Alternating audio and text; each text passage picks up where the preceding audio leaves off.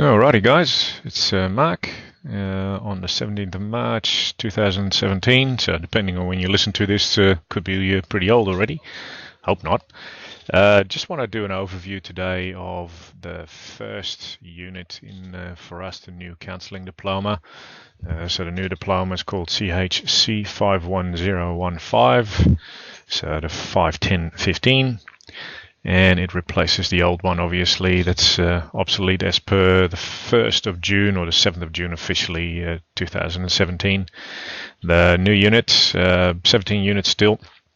What I want to do today is run you through CHCCSL001, which is the very first unit. And I assume you can all see my screen here.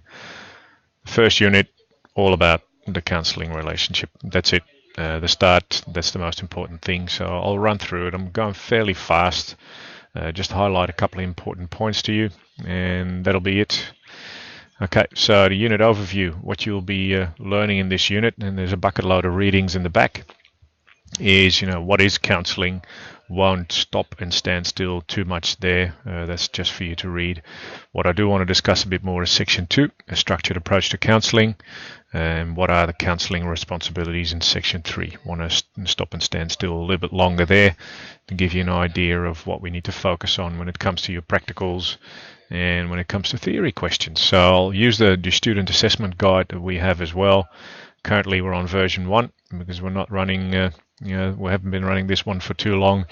The student assessment guide might change, so some of the questions might change. So maybe if you listen to this in the near future or somewhere in the distant future, the assessment guide has changed a little bit. But this is as the assessment guide stands today, and I'll be using that one. All right, so here we go. An introduction to counselling. Well, counselling has been around for a fairly long time already, obviously.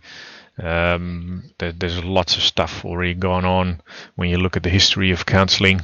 It started really in the 18th century in the Industrial Evolution, when mental health became more of an issue with the major changes that were taking place in society. Before that, people sort of lived more in rural communities and on farming, on farms. But with the Industrial Revolution, things started to change quite rapidly, and the medical profession took control of that.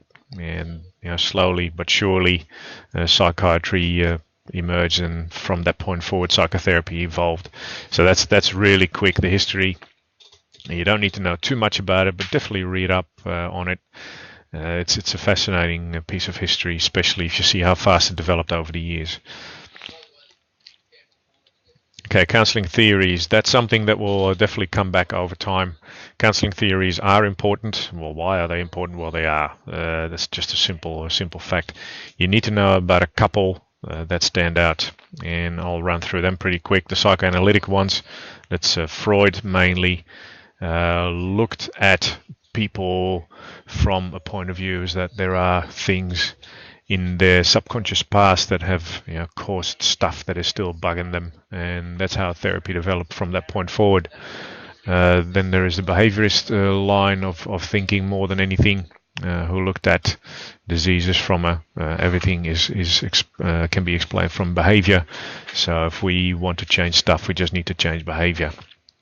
The more important ones that we can see right now are the humanistic approach that Carl Rogers and Abraham Maslow started professing, which is more looking at how people experience life and life events rather than the events themselves. So behavior is important, but more how it plays out in context. And then from the 60s onwards, you started seeing the cognitive theories and cognitive behavioral therapy develop, which was more about the question, how people think affect their feelings, and how does it affect their behavior. And the more modern approaches past that are more solution-focused therapy, narrative therapy, and there's a new stream, sort of the third and fourth wave of therapies coming, which are more revolving around mindfulness and other approaches that link in with that. Person-centered approach. Person-centered therapy is a therapy that you'll see come back everywhere. What I say to most of my students is the fact that whatever you do, whatever therapy you'll have a preference for at some stage, person-centered therapy will always come back, and it'll be the foundation of everything. I'm currently doing my master's in counseling, and person-centered therapy is the therapy that comes back again. We'll talk about micro skills later on in another workshop perhaps. But person-centered therapy, to be with a client, to actually be with a client fully, to listen to what they're saying, to have your attention focused on them and not on your own thoughts on what's for dinner tonight, is first and foremost. Research shows that being with a client, actually listening closely and being with them, just letting them do their story, accounts for pretty much 40% of therapeutic outcomes. It's a big chunk. So no matter what type of therapy you profess, or no matter what type of therapy you are more familiar with or enjoy more, as long as you can have a good relationship with your client and apply principles of person-centered therapy, you can pretty much be guaranteed that 40% of your client's result will be because of that, which is pretty big.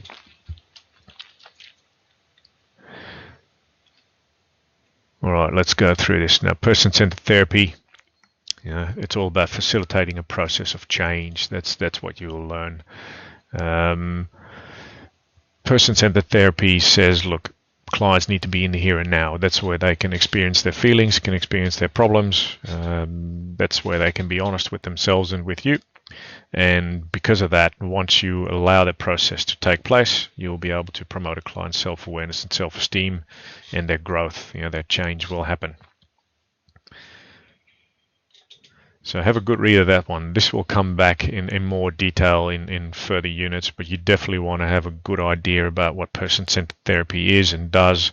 And the main thing I want you to take away from this is that person-centered therapy, or a person-centered approach, a client-centered approach as it's called as well, is the foundation, absolutely the foundation of every interaction you'll have with a client. So if you understand person-centered therapy correctly, or if you're able to at least apply the principles of person-centered therapy, being with a client and listening to them intently, and being open to hear their story, then you'll do well regardless of what other therapy or therapeutic approaches you use on top of that.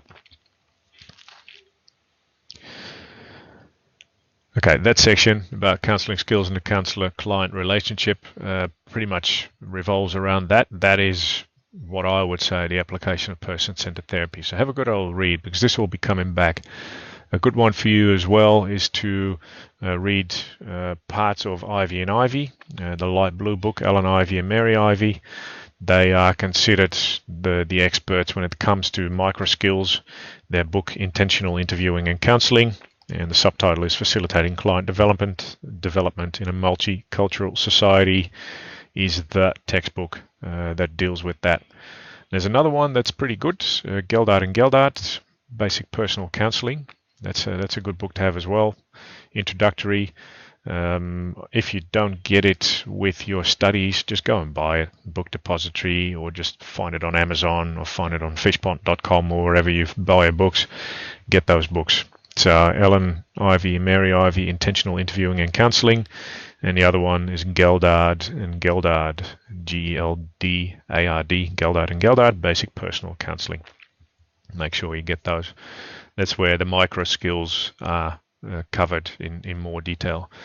Micro skills is what it revolves all around in counseling, and what you'll be doing in your pracs as well. Micro skills are things like body language. How do you hold yourself? What do you do with your face? What do you do with your hands? What do you do with your arms and legs? I won't tell you what to do, because that's something you can read, and we'll make a topic of that one in another workshop. Just be very aware of the fact that micro skills are what counseling revolves all around, and all from that person-centered approach, all from that approach of being with the client and making sure that the client feels that you are listening to them and having an open ear for their problems. It's all summarized under what they call attending behavior, so being with the client. Active listening is another one. Mirroring is an NLP technique. Don't know if you've ever heard of neuro-linguistic programming, NLP. It's also one that comes back in counseling.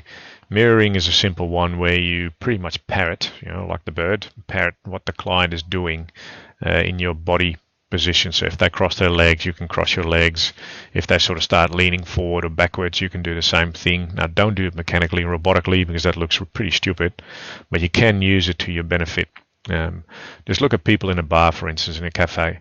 Often you'll find them, if they're engrossed in a deep conversation, you'll find them sitting quite similarly, either both leaning back, or leaning against the bar with one foot crossed over the other foot, and a drink in one of the hands. And you'll see that there's a pattern there. That's called mirroring. Questioning, majorly important when it comes to the micro skills.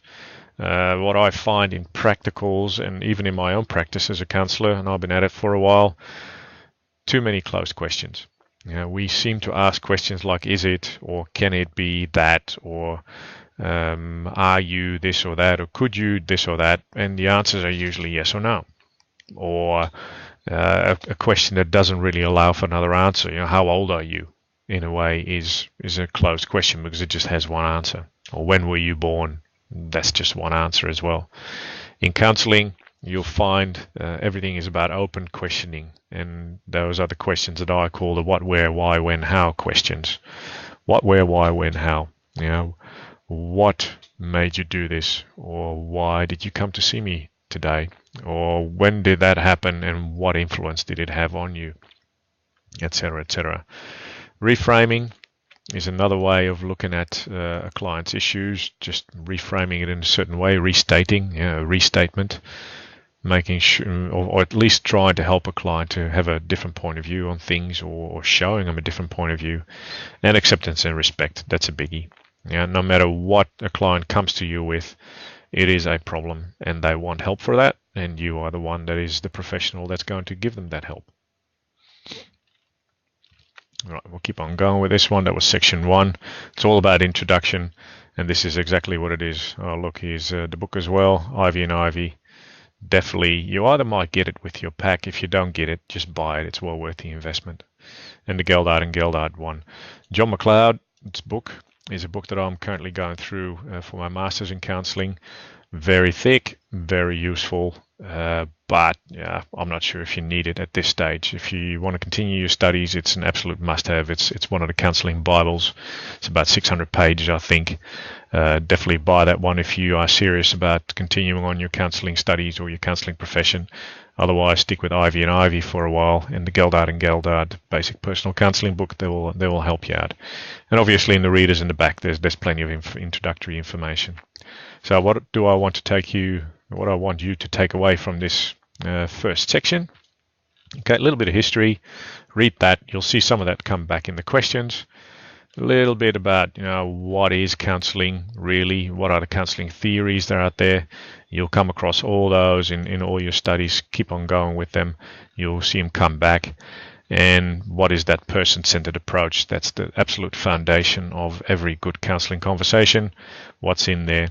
And then the micro skills, the more technical skills of actually applying that counselor-client relationship.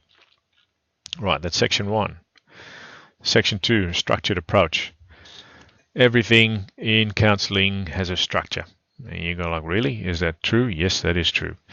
Even though counseling conversations are conversations, there is still a structured approach to what you are doing. And we'll discuss that a little bit more. When you start to do practicals, or when you're working on practical application of your counseling skills, it's very important that you know what you're doing, so you can stick to a certain routine. But also for a client, it's very comforting to know that there is a routine that you are sticking to. So if they know a session is going to be 50 minutes or an hour, we'll do a bit of chit chat for the first 10 minutes, then we'll get into the problem, and then we'll start talking about what we can do about it, and then we'll finish off with some homework. If they know that, they can feel comfortable in the session and feel good about that one.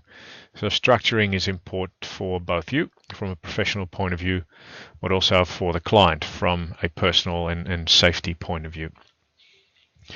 Now, there's lots of literature on how you actually structure your counseling sessions. Usually it's the prepping phase. You come with the client, you talk with them, and then you get into the beginning phase where you build the relationship, the middle phase where you talk about the problem more than anything, and then and all the solutions as well, and then the ending phase where you try and help them resolve those issues, or at least come up with steps that can help them resolve them in the future. And it could be for one session, it could be for all sessions together. So have a good read of that one. Again, we'll dive into that one deeper when we get to it, but know that there is a structure to every session. It's in the session itself, but it's also in the course of session. So there's the first session, and obviously then there's the middle bits and the last session. But in the session, you got a beginning bit, a middle bit, and an ending bit as well.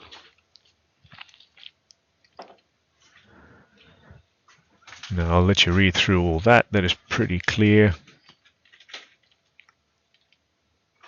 Okay, that's pretty easy as well. Just read through that.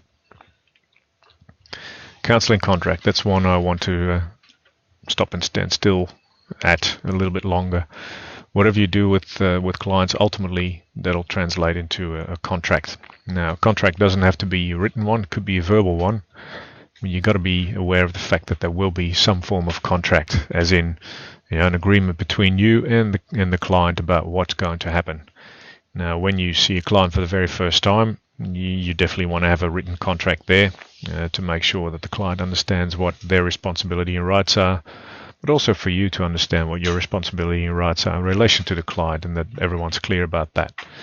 I have, personally in my practice, I have a counseling contract that I use.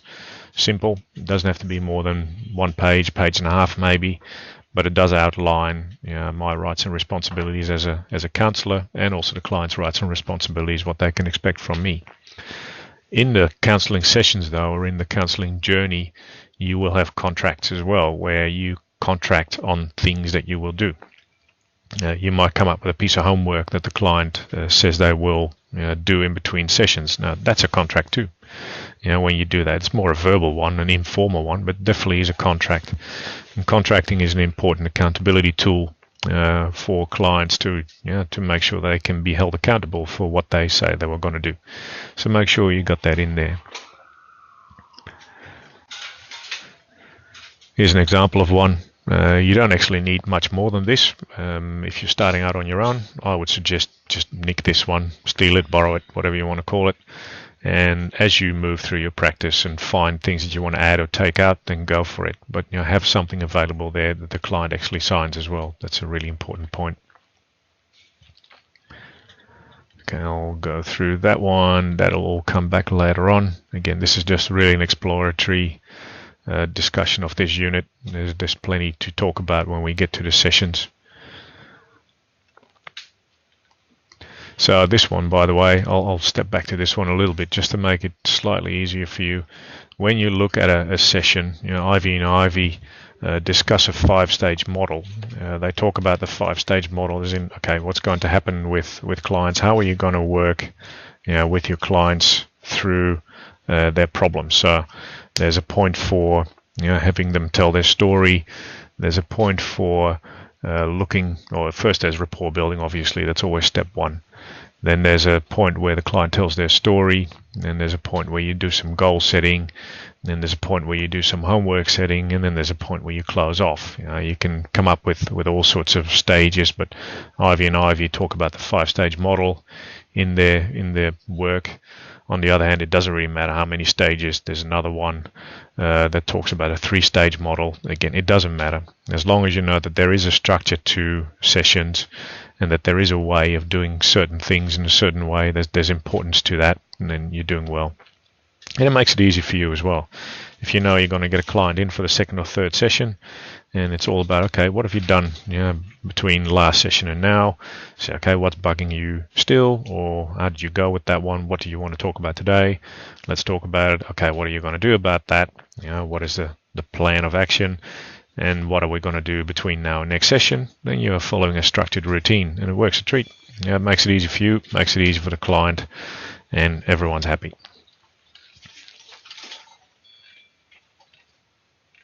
Okay, I'll leave that up to you to read. That's easy enough. It's very clear. Counseling plan, yep, okay, that's all good. That's pretty much section 2. Be aware of the fact that there is structuring. That's a summary. Use that structuring because it makes your life a heck of a lot easier, and make sure that the client understands the structuring as well.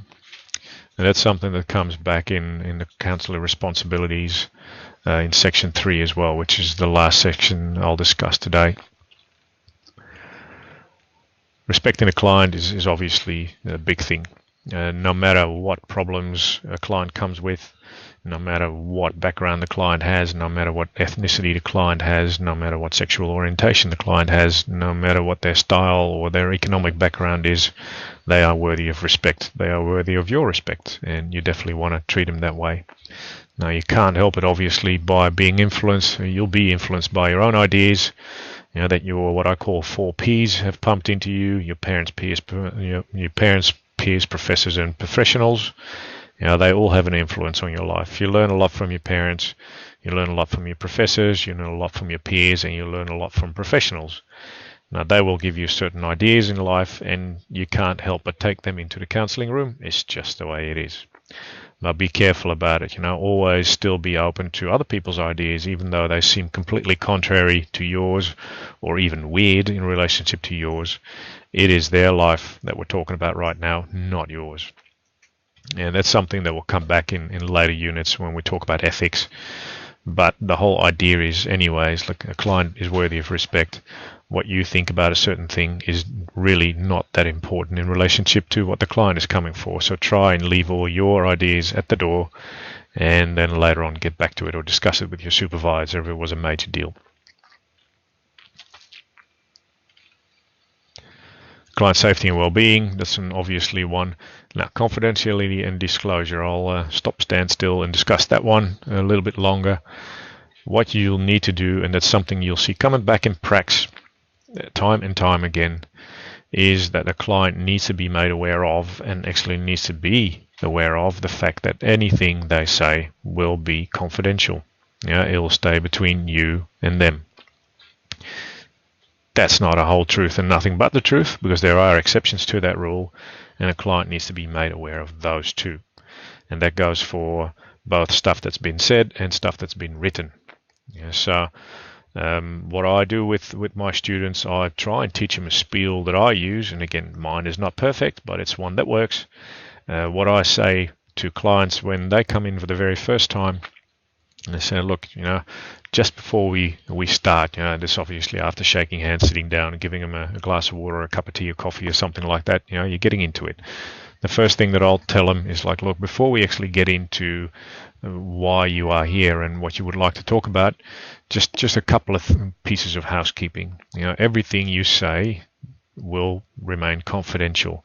Everything you say, and this is the way I say it, whatever we talk about today will stay between these 4 walls.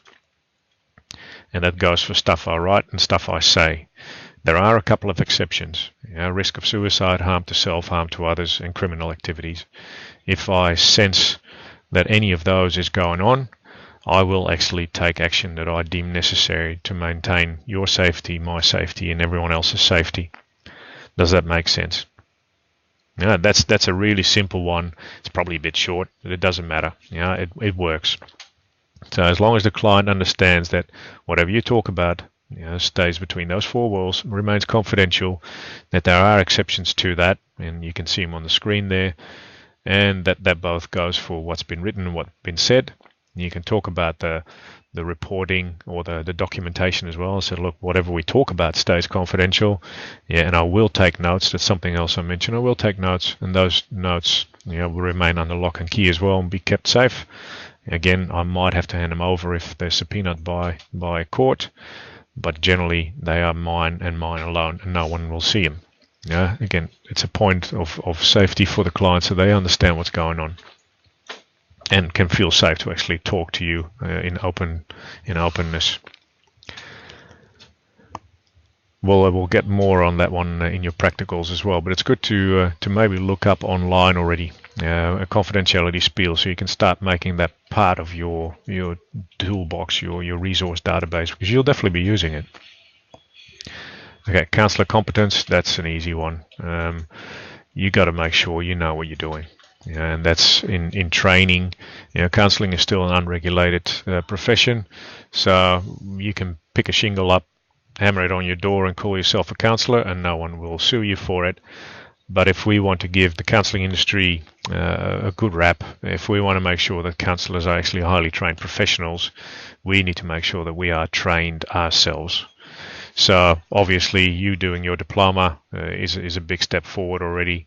I would suggest keep going after your diploma, just because of the fact that ongoing professional development is a great thing. Don't let the diploma be the last thing. Keep studying and make sure you understand your stuff. Now, supervision is one of the ways that you can keep your knowledge up to date and make sure that you know what you're doing. Supervision is talking with a professional about how your practice is evolving, what you're doing well, where you can still make improvements, what you can do better even. And that's a great way to keep your competence up to scratch, to have a second pair of eyes and a second pair of ears look at your work. That's one of the things you might actually say in your confidentiality spiel as well. You don't have to, but you could say, look, I will have supervision sessions, and sometimes I might discuss notes with my supervisor, but he or she is bound by the same confidentiality rules as I'm bound by. Does that make sense? But you don't have to mention that. Now, if you find that you're doing stuff that's actually outside your field of expertise, don't go and try it. If you feel uncomfortable doing something, or you bump up against a topic within a client, and you go like, I'm really not sure about that, then your duty of care should be really to pass that client on to someone who does know what's going on in that particular topic, and that would become a referral. There's no harm in referring clients. It's not bad business practice. Yes, you might lose a client, but ultimately you'll get more clients back if you do the right thing and refer them on to someone who knows what they're talking about. I've always been the first one to refer people on, especially in the beginning. It's like if it got too sketchy for me in terms of my own knowledge, and I thought, no, I'm not sure what I'm doing here, pass them on. So a good way of doing that is actually having a database of referrers there, people you can refer on to in specific modalities or specific techniques, and make sure that they are at the ready. Now, how do you do it? According to the ACA, the Australian Counselling Association, you need to have competence, which also means being able to recognize to refer a client when necessary. And there could be simple examples here that are mentioned where you might refer a client on. Have a read of those ones. They're pretty straightforward. Now, how do you do that? Well, you do that through a referral form. A client obviously needs to consent to being referred, because what happens in a referral is that you will pass information of that client on to another person, including perhaps notes or at least a summary of what's been discussed. And that will mean that confidentiality in that sense will get broken. So the client needs to consent, which is obviously or not obviously, which is part of the referral form. So to consent to their information being passed on to another practitioner, they sign that. On that referral form, you give a quick outline of what the reason for referral is, obviously the details of the client, and you pass that information on to the referring party. They will then contact the client and contact you, thanking you most likely for the referral, and take the case from there. Now, there's a couple of rules and regulations and procedures around that in terms of what happens next. That's something we'll talk about in the future in other units. But the idea is that you treat the referral professionally and with consent of the client, because otherwise it's breaking confidentiality. And some people don't want to be referred, even though you might think you can't do it. They say, no, I don't want to be referred to someone else. I want to talk with you. Then you got to be really clear with that client about the fact that you are not comfortable using that or not comfortable with that topic, and that we can talk about a lot of other stuff, but then they might have to look at help from another angle other than being referred, because you can't deliver that. So again, don't get into nasty waters by pretending you know stuff you don't know. Organizational requirements. Look, we'll get back to that. I work in private practice, but I have worked for organizations as well, and obviously you'll need to stick to their guidelines, to their policies and procedures, and that's one of those catch cries that you'll come across time and time again. Organizational policies and procedures. make sure you put that in your answers that are in your student assessment guides, policies and procedures. You'll need to follow them. There will be specific ways of working, specific techniques they use, specific ways of referring clients or dealing with people, and you need to know them, obviously. And look, lo and behold, there's a referral form. This is a referral form, as in why you would do this, but obviously the client needs to consent, and I would actually have, it's not in there, I would have the client sign it, so that everyone knows what's going on. And that, I think, is about it for this one. So yeah, quick half-hour workshop. Again, it's all very introductory. You'll read a lot of generic stuff. Now, you don't need to know all the details yet. They will come back in subsequent units. But be aware of the stuff that plays around counseling. And again, the summary of section 3 for me is be aware of policies and procedures if you work for an organization, because you'll need to follow them. You need to do it their way. Be aware of your own competence and your limits of competence. Don't do things that you don't feel comfortable with, or feel that you don't have enough expertise in, and then refer a client on. Have supervision, because that definitely keeps your knowledge and competence up to date. And when you become part of the Australian Counselling Association, you'll need to have supervision anyway, at least 10 hours per year minimum. So you'll need to do that. And another one is make sure that the client understands the confidentiality and record keeping requirements, including their limits, and obviously that you treat every client from every background with respect, because they deserve it. That is really all you need to know for this one initially. Up to you to read the stuff. If you're completely new to this, to the counselling diploma as such, what I would suggest is read the sections, read them closely, then have a look at the student assessment criteria, at the student assessment guide, where you'll find the questions that you'll need to answer. Most of the questions will be in the first sections, but they might be too short. What you find in the sections, the ones that are up on the screen, that might be too short, and you might have to refer to the readings in the back. Now, I was a stickler and a sucker for knowledge, so I read every learner guide cover to cover when I did my diploma years ago. And after I'd done reading, I was looking at the questions. So I did it slightly different. Find your own way. I would try, or not try, I would strongly discourage you to pick up the student assessment guide, read the questions, and then try and find the answers in the learner guide without reading the learner guide. Don't do that, please. Read the learner guide. You want to know your stuff. Highlight stuff, print it off, whatever. Read the learner guide first.